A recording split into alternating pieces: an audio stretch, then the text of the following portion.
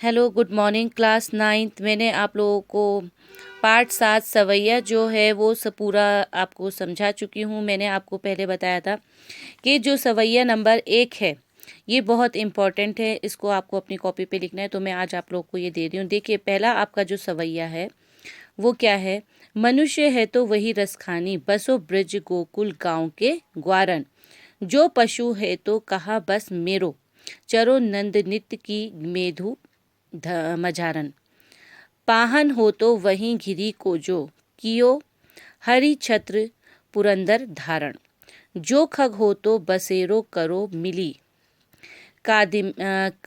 Kalindi cool कदम की डारन। तो इसका अर्थ हम देखेंगे बच्चों, जो आपको आज होमवर्क पे कॉपी पे लिखना है। देखिए सवैये का अर्थ है, पहले हम लोग लिखेंगे प्रसंग। प्रसंग में क्या होता है? प्रसंग में ये बताया जाता है कि प्रस्तुत सवैया हमारी पाठ्य पुस्तक नव भारती में संकलित पाठ सवैये से लिया गया है, जिसके रचयिता श्री कृष्ण भक्त रसखान है।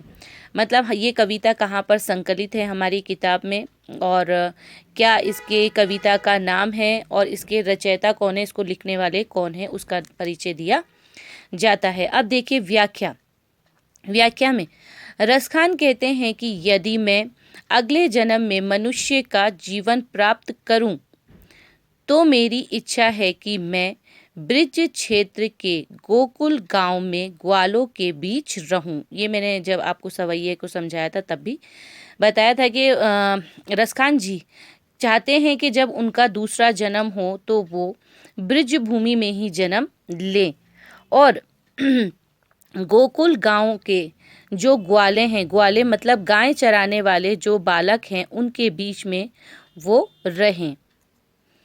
यदि मैं पशु बनूं तो मेरी इच्छा है मैं नंद बाबा की गौओं में गाय बनकर सदा चरूं, और अगर मुझे पशु का जीवन मिला तो मैं चाहता हूं कि मैं जो नंद बाबा के पास जो गाय हैं उनमें से ही एक गाय मैं बनूं। यदि मैं पत्थर बनूं तो उसी गोवर्धन पर्वत पर स्थान प्राप्त करूं, जिसे श्री कृष्ण ने इंद्र का अभिमान तोड़ने के लिए छत्र के समान धारण कर लिया था। और अगर मुझे पत्थर बनाया जाए अगले जन्म में, तो मैं उस पर्वत का पत्थर बनना चाहता हूँ, जिस पर्वत को श्री कृष्ण जी ने अपनी उंगली में उठा लिया था, जो भगवान इंद्र हैं उनका घमंड तोड़ने के लिए।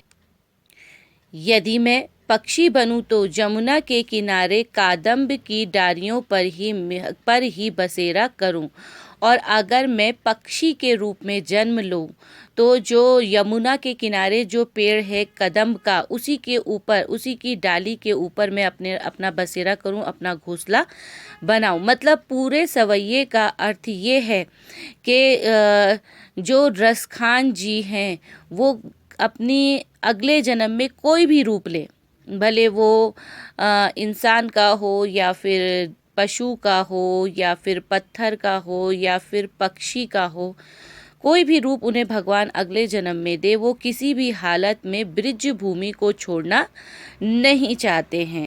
ब्रिज भूमि को छोड़ना नहीं चाहते हैं, और उनका ब्रिज भूमि के लिए जो प्रेम है वो इनकी इन बातों से व्यक्त हो जाता है कि वो अगले जन्म में जो कुछ भी बने, उन्हें जो भी जन्म मिले, वो ब्रिज भूमि में ही रहना चाहते हैं। तो ये आज आप लोगों का होमवर्क है, जो मैंने आप लोगों को व्याख्या दी है। उम्मीद करती हूँ आप लोगों को मैंने आज पहले दोहे की व्याख्या दी है। जो पहला दोहा है वो पहले आप लोगों को पहले दोहा लिखना है, मनुष्य हो तो वही रसखानी, उसके बाद उसका प्रसंग लिखना है। प्रसंग में बताया जाता है आपकी पाठ का नाम और आपकी किताब का नाम बताया जाता है, और लिखने वाले रचयिता का नाम बताया जाता है। उसके बाद हम लोग उस दोहे की या उसकी व्याख्या करते हैं। जैसे हमने रसखान जी के सवैये की व्याख्या की है, पहले उनके बारे में बताया कि हमारी किताब से लिया गया है और इसके रचयिता ये हैं। उसके बाद हमने इनकी व्याख्या दी है। तो आप लोगों को भी इसी तरीके से करना है। मैंने यहाँ पे सवैया नहीं लिखा है, सवैया नंबर 1 जो मैंने सीधे प्रसंग और व्याख्या दी है, बुक में से मैंने आपको बता दिया।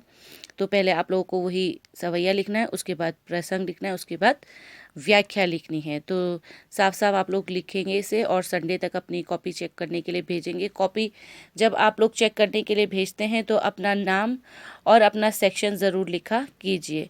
ओके बच्चों, कल मिलते हैं, तब तक के लिए खुदा हाफिज़।